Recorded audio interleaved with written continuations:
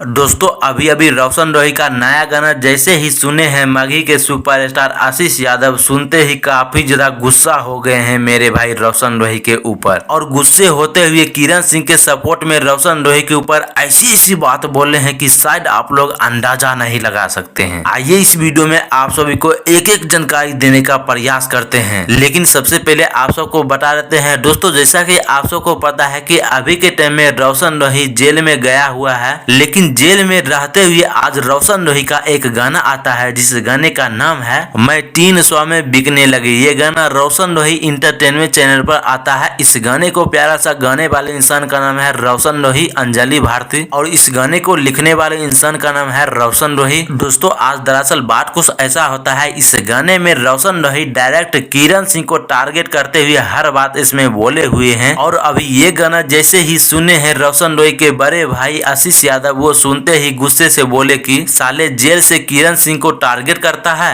ये बहुत गलत बात है रोशन।